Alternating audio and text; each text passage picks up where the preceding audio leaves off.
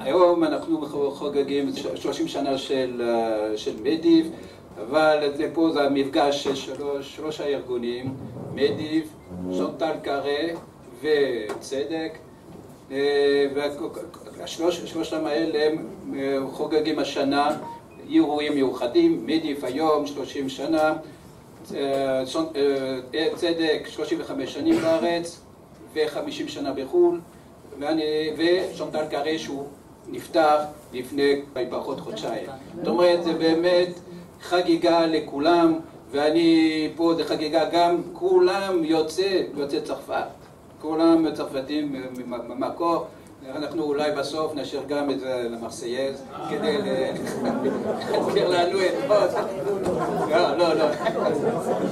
למה אנחנו ככה רוצים, טוב, זה בצחוק, כדי שאנחנו כל פעם מרגישים כולם ביחד, כי אנחנו בסך הכל עובדים כולם לטובת העם ישראל, ועד שאנחנו עלינו לארץ, אנחנו עובדים לטובה לעם ישראל ולשכונות ולהתנדבות פה לכל, להביא דברים טובים לעם ישראל. אני אגיד בסוף, אני אקריא כמה מכתבים שקיבלתי מעדים מה שעשינו, וכל הזמן אומרים תודה רבה שאמרת לנו לחזור הביתה, כי תמיד אני אומר תחזרו הביתה, אז זהו, זה...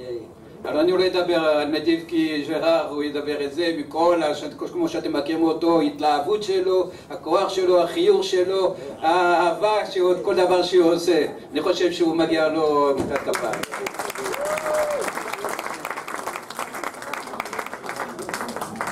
טוב, הבניין הזה הוא פרי של משפחת זורביב. שתי האחים, אדגר זורביב וז'אן זורביב, הם התורמים של הבניין הזה. איך הוא הגיע לנו, איך הגיע גם את הקשר עם צדק, אנחנו זה דרך הרב ז'קי אמר. הבן שלו, ז'קי אמר, שלמה אמר, הוא המנהל של צדק. אני יושב ראש של צדק.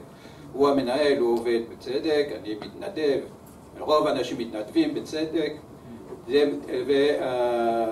והקשר נעשה, הוא לספר על האחים זורביב, הם שתי אחים ואחות. זה צריך לכתוב סרט, זה נושא לסרט.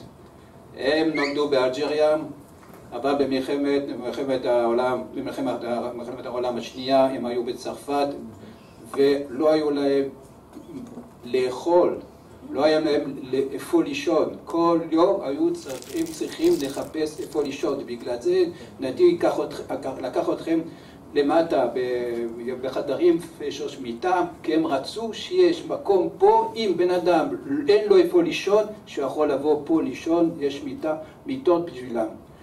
זה איך התחיל הקשר עם צדק. צדק היא עמותה שהמטרה שלה זה לתת מענה לילדים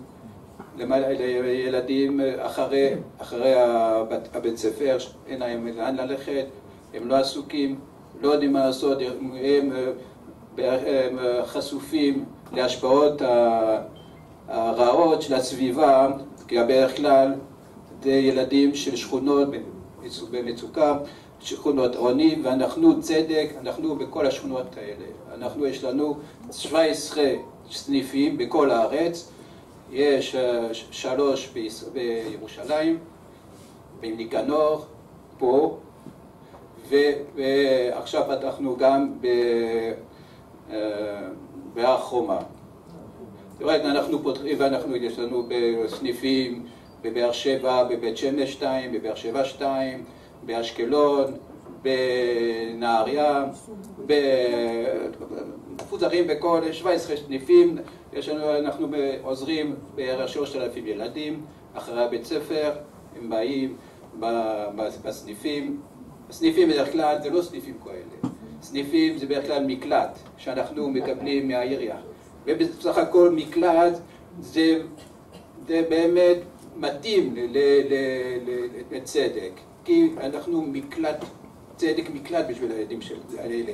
הם באים, אנחנו עוזרים להם, אנחנו נותנים להם אפשרות להגשים חלומות, לעשות, אנחנו הולכים איתם לפרויקטים. יש לנו ילדים מכיתה ב' עד הבגרות, ועכשיו גם פתחנו קרן לתת מלגה לסטודנטים, גם לסטודנטים. זה עוד קרן קטן, ואנחנו מקווים שיתפתח, ושנוכל לתת מלגות לעוד אנשים, עוד סטודנטים אחרים, סטודנטים שהיו חניכים בצדק, שמתנדבים, ממשיכים כאן להתנדב בצדק. כי כל הבסיס של החינוך שאנחנו רוצים, אתם מקבלים ואתם גם צריכים לתת. הכל, גם כל האנשים שבצדק, חוץ מ4 משרות שבתשלום, כולם מתנדבים. כולם מתנדבים, וזה הרוח שאנחנו רוצים להעביר לילדים. כי ככה אנחנו בונים חברה. אחד עוזר לשני, עוזרים לזולת, מקשיבים. זה המסר שאנחנו מנסים להעביר להם דרך כל מיני חוגים, כל מיני פעוליות, כל מיני אירועים. זה ככה שאנחנו ממשיכים. זה התחיל בסך הכל, זה התחיל לפני 50 שנה בצרפת. הרוב, הגרעין של הפעיל בא מצרפת, היינו כולם כמוכם, וזה התחיל, אולי אתם מכירים, בצרפת זה היה תורה וציון, תקוותנו, באזור של פריז רבתי. זה היה הרב פול רטמן, זיכרונו לברכה. זה היה מענה, הוא רצה לתת מענה להגעה של כל היהודים שבאו מצפון אפריקה, הגיעו לצרפת, ולא היה שום, היה כל ריק, לא היה דבר שמתאים לקבל כל היהודים האלה. הרב פול רטמן עם הקונסיסטואר דה פארי, הוא התחיל לארגן את כל הקהילות בפריז ובסביבות של פריז, והיו בתורה וציון, היו סטודנטים שהיו עוברים מבית לבית כדי לרשום איפה יש יהודים, ומזה היו מתחילים להתחיל עם תלמוד תורה, לנסות מקום לתפילות, מכולת כשר, אטליז כשר, זה ככה זה התחיל, וגם לתת גם כשיהיו מפגשים של הנהר, של ילדים של הנהר, ואנשים כבר לא ידעו, יש פה אודיל, שהיא הייתה, איפה אודיל? היא הייתה מזכירה של תקוותנו בתורה וציון בסנטר אלפרון. ומאז כשהוא גם הוא עלה לארץ לפני 35 שנה, אני עליתי לארץ לפני 39 שנה, אגב, אני הייתי הרופא של אבא של ז'יל מורליה, הייתי הרופא שלו בקולומב, ואני הייתי לארץ, ואחר כך, אחרי כמה שנים גם הוא עלה לארץ, והמשכנו ככה להיות חברים. אז ככה הכל התחיל בצרפת, כשהוא עלה לארץ הוא המשיך, הוא הסתובב, פול רטמן, הוא הסתובב בשכונות, בערים, בפריפריה, כמו שאומרים עכשיו, והוא ראה שיש מה לעשות. והוא הקים תורה בארץ, היה תורה וציון, פה בארץ זה תורה בציון. והוספנו אחר כך צדק, כי גם היה לפני כל הצדק החברתי הזה שהוא התעורר לפני שנתיים, כבר אנחנו לפני 30 שנה הרגשנו את זה, ואנחנו התחלנו לארגן את הילדים, שהילדים בשכונות עוני, כשהיו ברחובות ואין להם מה לעשות, אנחנו לקחנו אותם ואיתם בנינו את הארגון הזה, ואנחנו הכי חשוב מנסים לבנות חברה יותר צדק, יותר חברה שפתוחה לזולת, ואני לא רוצה איך הקשר שלנו עם צ'נטל קארה. הרב אמר, הוא היה חבר של המשפחה הזאת, זורביב, אתגר וז'אן זורביב, והם חיפשו איזה מקום לזכר האחיינית שלהם, הבת של אחותם, שונטל, שהיא נפטרה מוקדם, והם רצו להצניח את שמה, ומצאו איזה מקום. הרב הוא בוודאי, הוא אבא של שלומי עמר, הוא מכיר את צדק בארץ, הוא הציע להם לעשות משהו בצדק. הוא לקח אותם בירושלים, היה פה, זה מועדונית פה, לפני שכל הבניין הזה, המועדונית כשאנחנו היינו מפעילים, שצדק היה מפעיל, והיינו מקבלים את הילדים של השכונה, הרוב זה אתיופים, נותנים להם ארוחה אחרי הלימודים, עוזרים להם ללימודים, פתחנו חדר של מחשבים, וככה זה התחיל. הוא אמר, הנה, יש פה משהו, אתה רוצה משהו בירושלים? הנה, פה יש את המועדונית, פה תפתח משהו יותר גדול, יותר מפואר, פתוח לכולם. זה ככה, זה התחיל לפני 13 שנה, זה התחיל עד שקיבלו את כל האישורים מהעירייה, זה לקח הרבה זמן, ויבלה את זה, ואנחנו עכשיו, בשיקושר, אנחנו פה, גם פה יש לנו סניף, שפה שאנחנו מפעילים. תראה, בגלל זה אני לא רוצה לדבר, דיברתי כבר יותר מדי, פה אתם רואים הוכחות. המרכז הזה שהוא פתוח לכולם, שרוצה לעזור לאנשים, פה, אני יודע, עוד הוכחה, אנחנו קיבלנו לפני שנתיים עוד אנסים למתנדב, ועקב איזו פעולה של סניף שלנו, סניף בניקנור, שלנו סניף שמה, שילדים בגיל 14 החליטו לשדרג מחשבים שהחברות או שפרטים זורקים, לשדרג אותם עם כל מיני ציוד שהיו מקבלים החברים מהחברות, שזורקים את זה, והמחשבים האלה מחודשים, כמו חדשים אפילו, אנחנו היינו מחלקים למשפחות שלא היה להם. בתוך 3 שנים יותר מ2,000 מחשבים, ככה חלקנו למשפחות האלה. בגלל זה אני עכשיו אנחנו רוצים שנראה את הסרט, דיברתי יותר מדי, יש הוכחות, יש את הבניין הזה, יש את עוד אנשים למתנדב הצעיר, ואני רוצה אנחנו צריכים, לדבר כזה אנחנו צריכים עזרה. תראה, חילקתי לכם, כל חודש יוצא את הדבר הזה, אקספרס, צדק אקספרס, זה נותן לכם קצת אינפורמציה, מה שאנחנו, אבל אם אתם רוצים לעזור, להתנדב, גם לעשות תרומות, אני פה יושב ואני מחכה לכם.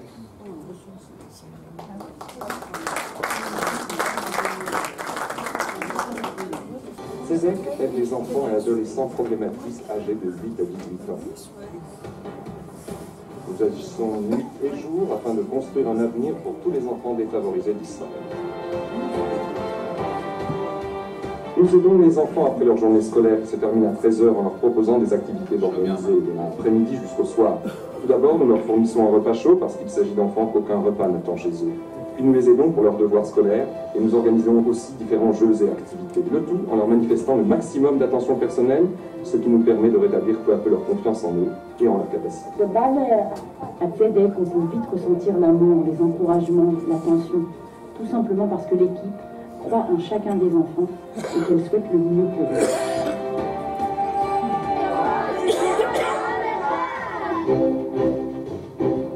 CEDEC a été fondé par le grand rabbin Paul Reutemann, qui fit partie, pendant la Seconde Guerre mondiale, de la résistance française contre l'occupant nazi. Il sauva de nombreux juifs et aida, après ce terrible conflit, à reconstruire la communauté juive de France. Quand en 1970 il s'installa en Israël, il éprouva très vite le besoin d'aider les jeunes des quartiers défavorisés. Il fonda alors CEDEC à Jérusalem, qui est devenu un mouvement de jeunesse national présent désormais dans tout le pays.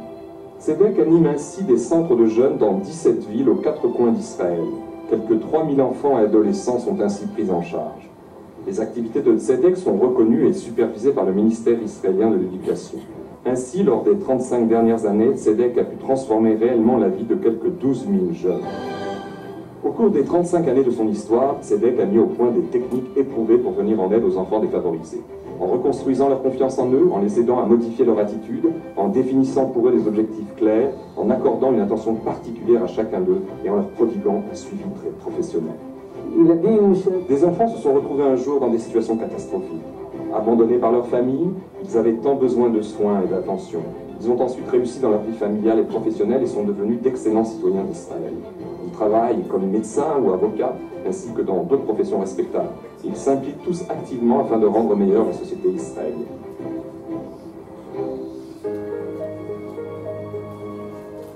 J'ai moi-même servi 2 ans dans une unité combattante de Tsahal, où j'ai obtenu le grade de commandant de compagnie. Aujourd'hui, je travaille comme avocat dans une organisation promouvant l'égalité des droits civiques pour les citoyens israéliens d'origine éthiopienne.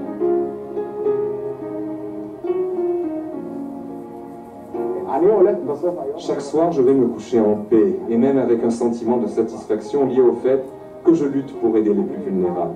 J'œuvre pour qu'il y ait plus de justice sociale en Israël et faire en sorte que le monde soit meilleur.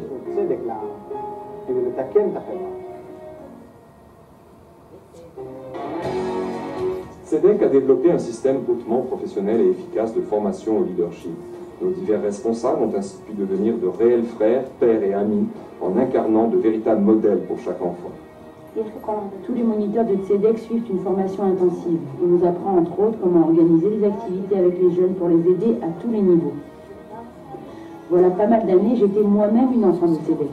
Et voilà, je suis là à présent l'une de ses monitrices et même chef de département. Le système de Tzedek crée un grand cercle de soutien. Et il s'avère que beaucoup de nos moniteurs travaillant avec ces jeunes défavorisés sont eux-mêmes des anciens de Tzedek au passé difficile.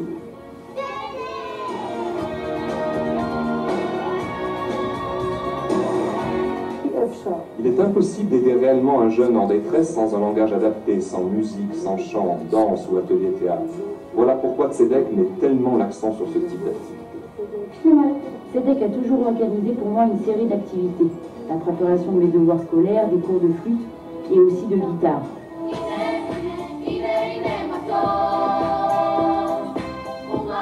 Le plus emblématique des projets de Tzedek est son ensemble vocal. Cela a commencé comme un simple projet thérapeutique destiné à redonner à chacun confiance en lui. Mais ce projet a connu une telle réussite qu'aujourd'hui, la troupe musicale de Tzedek est invitée à se produire dans les communautés juives du monde entier. Et elle s'est transformée en projet éducatif d'importance, avec une vie autonome et ses objectifs propres.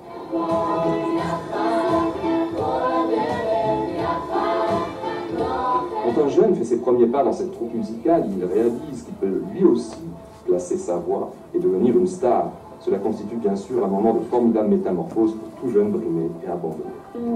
Avant, je bredouillais devant un micro, mais maintenant, je n'ai aucun problème à évoluer sur une scène et même chanter en solo. Participer à cet ensemble musical m'a vraiment redonné confiance en moi. On peut remarquer que les enfants qui ont participé à la chorale ont amélioré leurs résultats scolaires et ont eu une meilleure intégration sociale.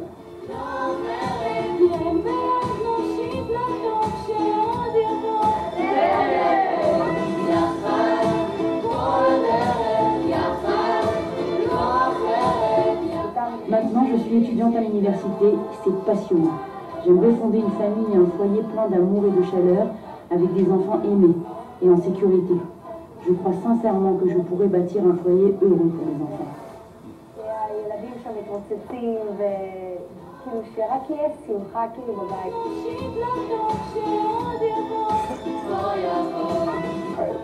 Tzedek poursuit inlassablement ses activités d'aide en tout genre aux jeunes défavorisés d'Israël, traitant attention et se souciant de chaque enfant ou adolescent, quel que soit son passé. Nous travaillons d'arrache-pied pour renforcer chez eux la confiance en soi, revaloriser leur identité juive, tout comme leur perception d'eux-mêmes. Notre objectif est d'aider les enfants d'Israël à vivre une vie heureuse et normale, ainsi que de construire un avenir fructueux pour l'ensemble du peuple juif. Tout simplement parce que les enfants d'Israël sont notre avenir.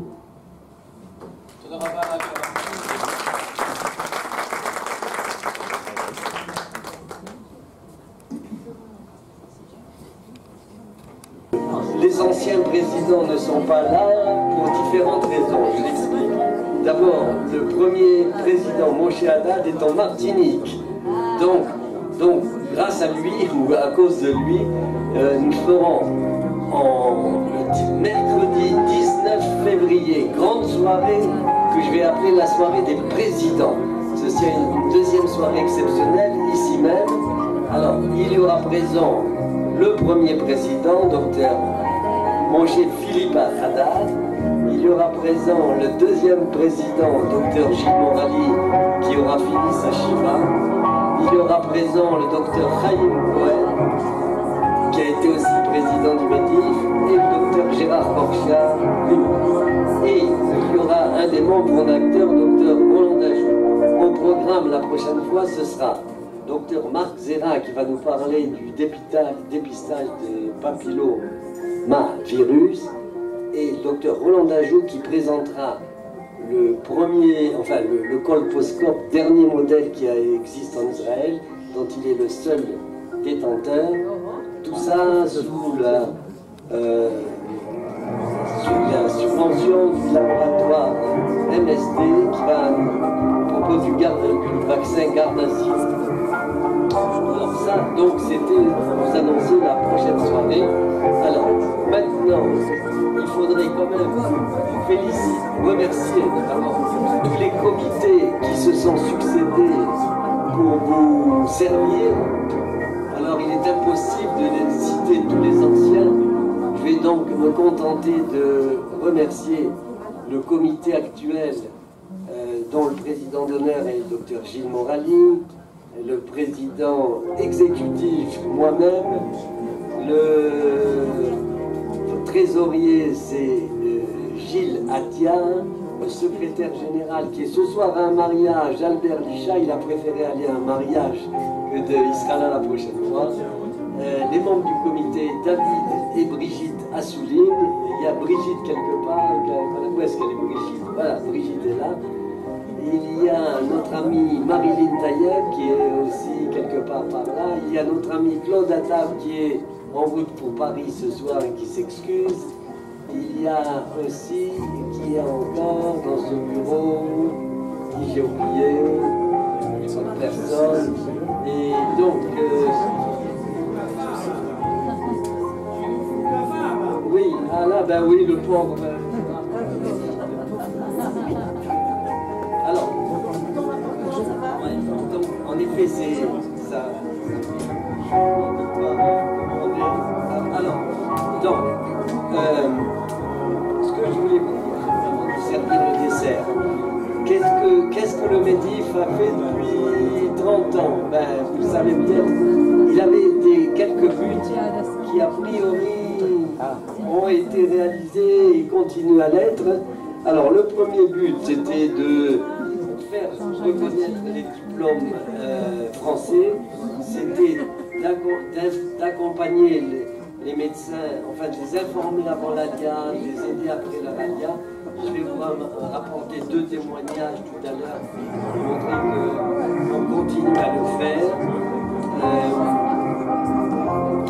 Il y avait aussi tout le contact avec bien sûr le ministère de la Santé, la commission des spécialités. Alors qu'est-ce qu'on a réussi à obtenir quand même? On a obtenu, il a fallu 10 ans pour obtenir la suppression des examens, c'est-à-dire que les médecins généralistes, depuis donc un certain temps, sont reconnus automatiquement sans examen. Pour les spécialistes, il n'y a plus aujourd'hui que 3 mois de spécialité à faire. Voilà pour tout ce qu'on a fait au point de vue reconnaissance des diplômes. Alors bien sûr, on est en contact permanent avec les patrouilles et pour leur trouver du travail. À ce propos, on a un rendez-vous la semaine prochaine avec la directrice de la Maccabi, Daphna Doron. Si parmi vous, il y a des gens qui veulent rentrer encore à la Maccabi, qui ne sont pas rentrés, qui me le fassent savoir au plus tôt. On a un rendez-vous mardi prochain. Daphna Doron. Moi. Oui, c'est moi.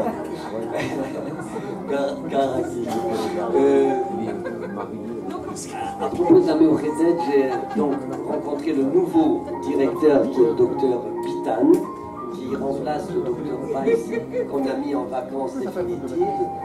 Enfin, pas nous, la direction.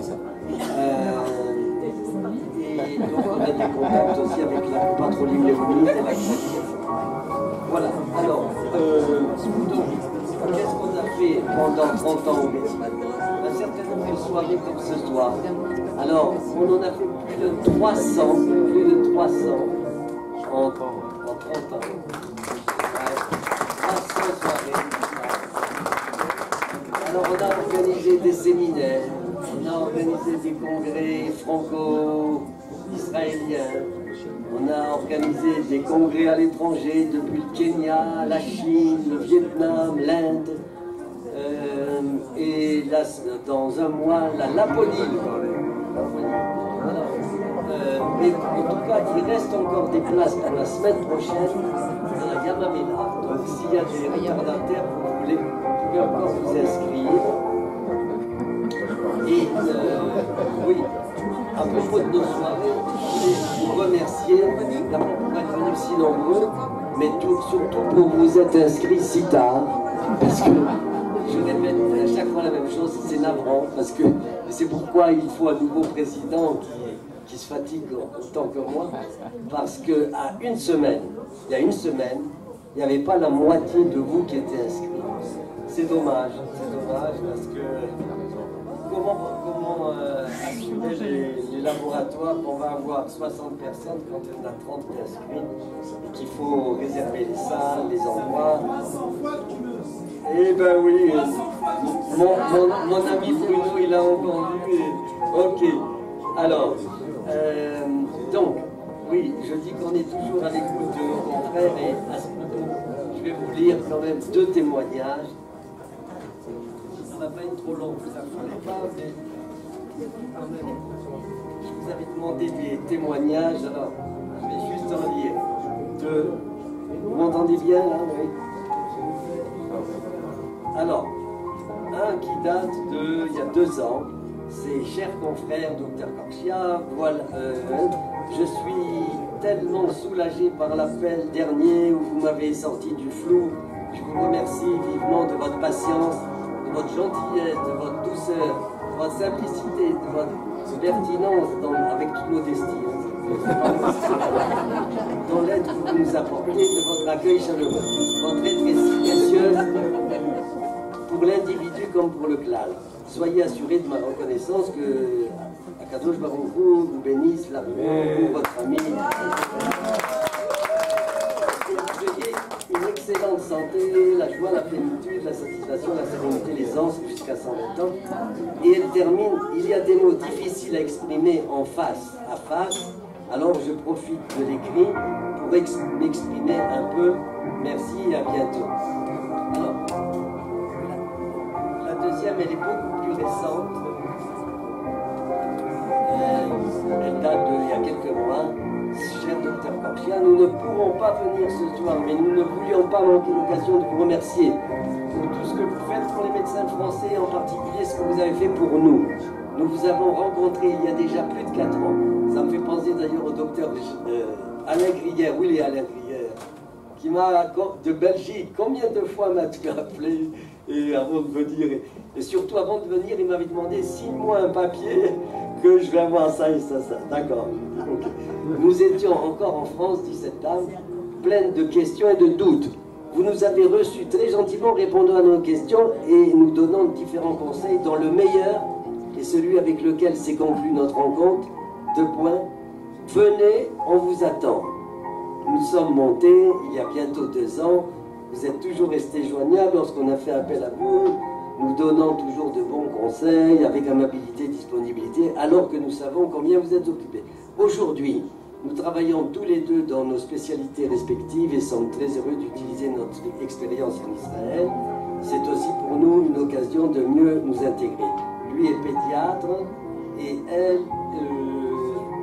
elle travaille comme médecin de rééducation pédiatrique au Beth-Holim à Lille. Voilà, 2 témoignages.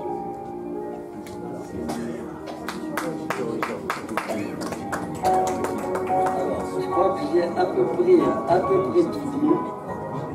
Alors, avant de vous donner le décès, oui, donc...